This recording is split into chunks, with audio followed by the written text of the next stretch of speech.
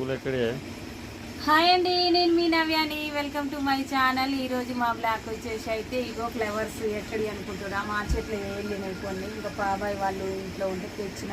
ఎందుకు ఏంటంటే మా పాపకు రేపు సాటర్డే అనమాట. మండే టు ఫ్రైడే అయితే ఫుల్ యూనిఫామ్లో ఉండాలి, వాళ్ళు డెకరేట్ అవ్వనియరు. ఇంకా సాటర్డే అయితే వాళ్ళ ఇష్టం కలర్ డ్రెస్ వేసుకొని ఏమంటారు ఇయర్ రింగ్స్ అయినా బ్యాంగిల్స్ అయినా బొట్టు అయినా ఫ్లవర్స్ అయినా మంచిగా రెడీ అయ్యి రమ్మంటారు అనమాట. వాళ్ళకి ఎవ్రీ సాటర్డే ఇట్లా ఏమంటారు యూనిఫామ్ కాకుండా కలర్ డ్రెస్ పెట్టి ఇష్టం వచ్చినట్టు రెడీ అమ్మంటారు. ఇక యూనిఫామ్ అంటే యూనిఫామే అండి, మండే టు ఫ్రైడే అయితే.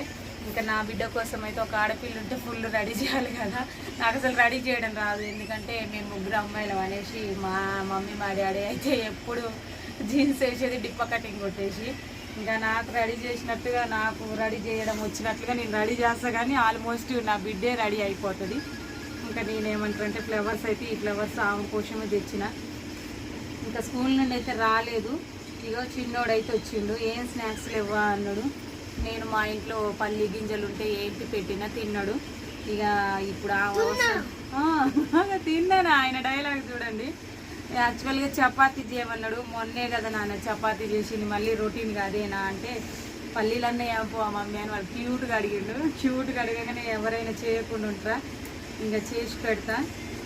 పాప అయితే రాలేదు, ఆమె వచ్చేసరికి ఇక ఇవన్నీ రెడీ చేసి పెట్టాలి. మీ సైడ్ ఏమేమి పనులు చేస్తారో కామెంట్ సెక్షన్లో కామెంట్ చేయండి.